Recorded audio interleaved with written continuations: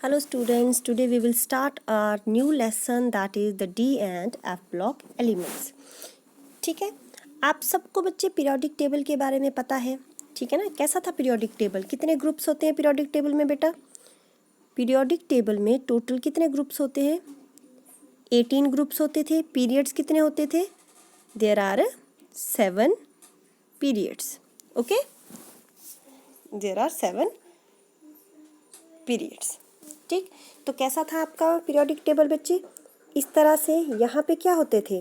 First and second group होता था, जिसको क्या बोलते थे? एस ब्लॉक बोलते थे। ठीक है, यहाँ आपका 13 to 18 बेटा ग्रुप्स होते थे। There are 6 group. इसको क्या बोलते थे? कौन सा ब्लॉक बोलते थे? P block. और यहाँ आपके बीच में 3 to 12 आपका क्या होते थे? डी ब्लॉक एलिमेंट्स आते हैं। और यहाँ पे अलग से लेंथिन और एक्टिनाइड्स बेटा यहाँ पे पीरियोडिक टेबल से बाहर रखे गए हैं। ठीक है, लग गया पता? ठीक है ना। यहाँ पे एल्कली मेटल्स, सेकंड आपका एल्कलाइन अर्थ मेटल्स, फिर 13 आपकी बोरोन फैमिली, फिर कार्बन फैमिली, फिर nitrogen family, oxygen family, halogens and last आपकी इनर्ट गैसेस। इतना तो आपको उम्मीद करती हूँ कि आपको ये सारी नॉलेज तो होगी।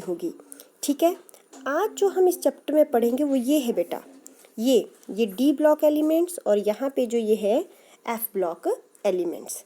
ओके, तो यहाँ पे आपके इस तरह से डी ब्लॉक एलिमेंट्स, ठीक है ना। ये आपके ये चला गया, यहाँ पे आपके आगे एस पी और ये आपका डी। तो इस चैप्टर में हम पहले डी ब्लॉक के बारे में पढ़ेंगे और उसके बाद आप एफ ब्लॉक पे मूव करेंगे।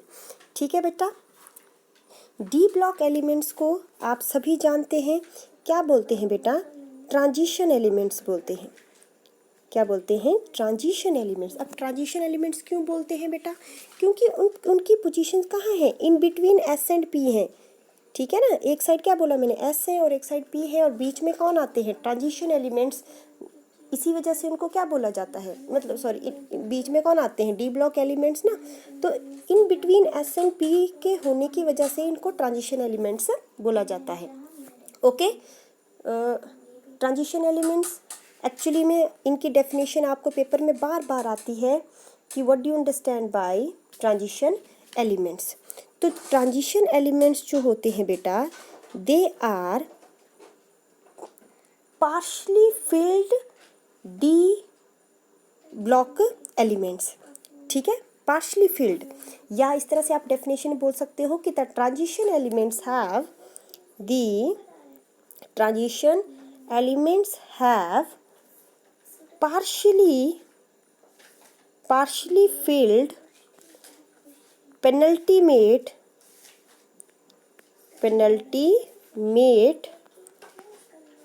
d subshell in their ground state।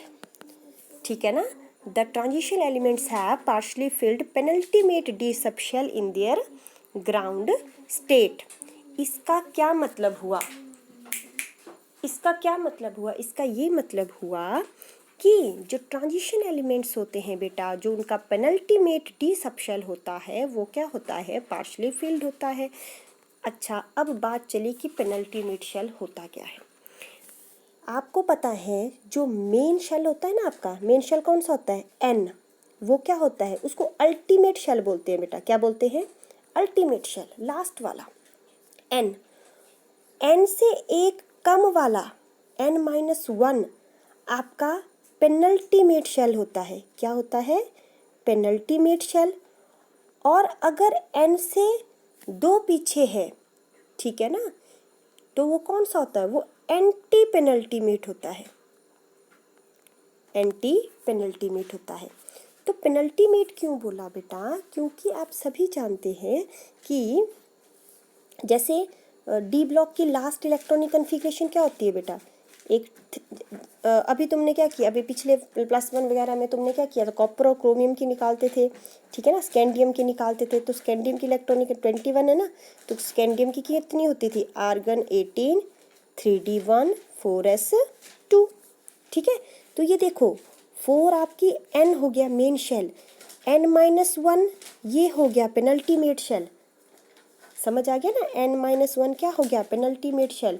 और जब हम f ऑर्बिटल्स की बात करेंगे तो क्या होगा, जैसे वहाँ पे क्या हो जाएगा बेटा, 4f में 3 तो d तक ही होता है, 4f तक होता है ना, 4f आगे क्या होगा 5d और 6s, इस तरह से फिल होंगे वहाँ पे बेटा। तो 6 हो गया आपका n, ये हो गया n-1 और ये हो गया n-2।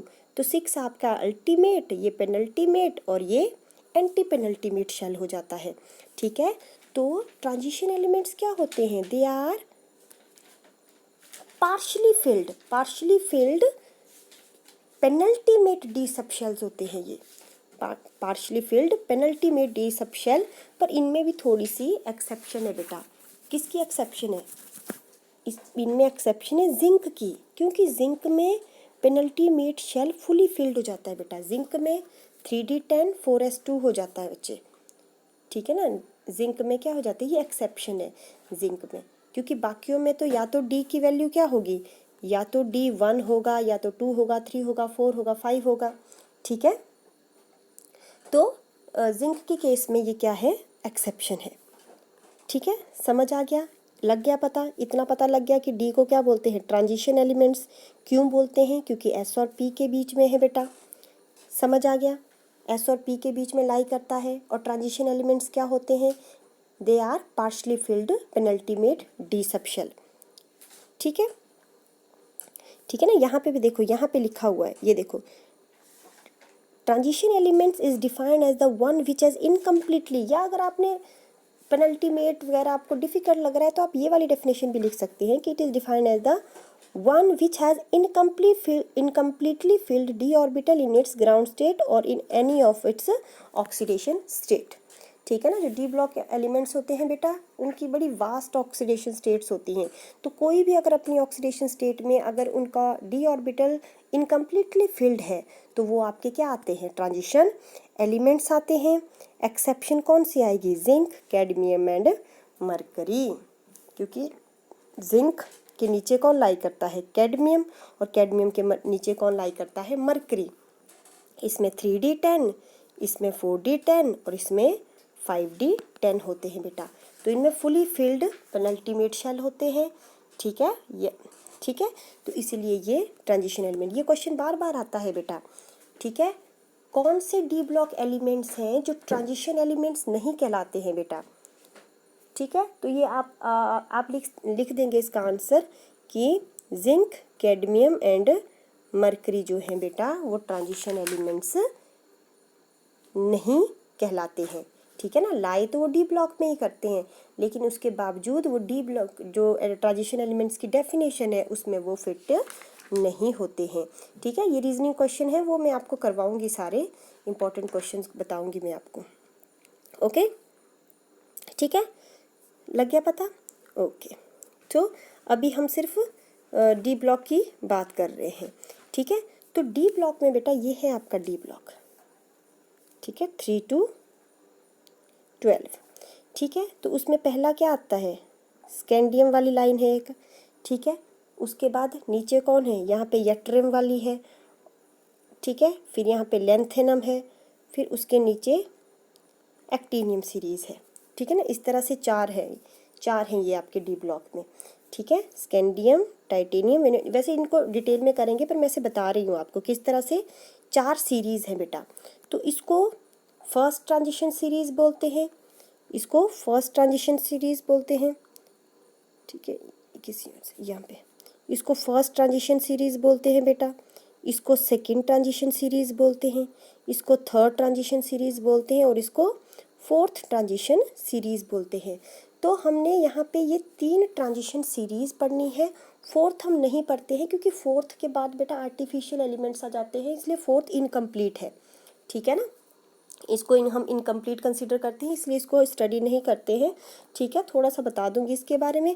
अदरवाइज जो मेन हमने सीरीज़ पढ़नी है वो ये 3 सीरीज़ है, first series, second series and third series. जो ये फर्स्ट सीरीज़ है ना आपकी, ठीक है, तो इसमें पेनल्टीमेट शेल कौन सा है, 3D, इसमें कौन सा है 4D, इसमें कौन सा है 5D और इसमें कौन सा है 6D है। समझ आ गया? लगी इतनी बात पता? मैंने क्या बोला कि जो डी ब्लॉक है आपका उसमें इस तरह से 4 सीरीज़ हैं, ठीक है। तो बाकी देखो आप बेटा, आप एल्कली मेटल्स को इस तरह से ग्रुप में पढ़ते थे नीचे को, पी ब्लॉक में भी हमने इस तरह से ग्रुप पढ़े हैं, लेकिन डी ब्लॉक को हम सीरीज़ में पढ़ते हैं, और एफ को भी हम क्या करते हैं बेटा, इस तरह से लेफ़्ट टू राइट पढ़ते हैं सीरीज़ में, ठीक है ना। उनको ऐसे ऊपर से नीचे नहीं पढ़ा जाता, उनको इस तरह से सीरीज़ में पढ़ा जाता है, ठीक है ना। तो first series, second series, third series and fourth series, ठीक है। आई होप आपको समझ आ रहा होगा, ठीक है। लग गया पता? ओके। अच्छा, अब ये देखो कि जो डी ब्लॉक है बेटा, डी ब्लॉक की वैसे भी बड़ी इंपॉर्टेंस है हमारे डे टू डे लाइफ में। जो डी ब्लॉक है, अब जैसे आपको पता है कि आपका हेमोग्लोबिन है बेटा, हेमोग्लोबिन का जो मेन कॉम्प्लेक्स कंपाउंड है, इसमें जो मेन सेंट्रल एलिमेंट है वो कौन सा है? आयरन है, ठीक है। कोबाल्ट आपके विटामिन B12 में होता है बच्चे, ठीक है ना। और आयरन, जिंक, कॉपर ये भी है। अच्छा, एक और क्वेश्चन आता है पेपर में कि कॉइनेज मेटल कौन से होते हैं? कॉइनेज मेटल्स कौन से हैं? ठीक है, कॉइनेज मेटल वो होते हैं बेटा जिनसे क्या बनते हैं? These are those transition elements which are helpful in making coins, ठीक है, जिनसे कॉइन्स बनते हैं हमारे, ठीक है, सिक्के जिनसे बनाए जाते हैं। तो वो कौन से हैं बेटा? Copper, silver and gold. कौन से? Copper, silver and gold. Silver का पता है ना, Ag होता है और ये Au होता है। तो copper, silver and gold, and this is important question, paper में आ जाता है कि कॉइनेज मेटल कौन कौन से हैं। तो copper, silver and gold are your coinage metal. देखो पेपर में क्या क्या आएगा, एक तो ट्रांजिशन एलिमेंट्स की आपको डेफिनेशन आएगी कि what do you understand by transition elements, और उन एलिमेंट्स के नाम बताओ जो ट्रांजिशन एलिमेंट्स में नहीं कंसीडर किए जाते हैं। तो वो भी मैंने आपको बता दिया, जिंक, कैडमियम एंड मरकरी। एक क्वेश्चन ये बनता है।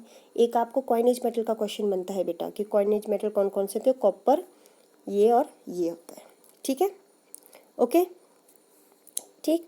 अच्छा, अब नेक्स्ट आपके पास क्या है? नेक्स्ट आपके पास क्या बात कर रहे थे हम? इम्पोर्टेंस की बात कर रहे थे, ट्रांजिशन एलिमेंट्स की।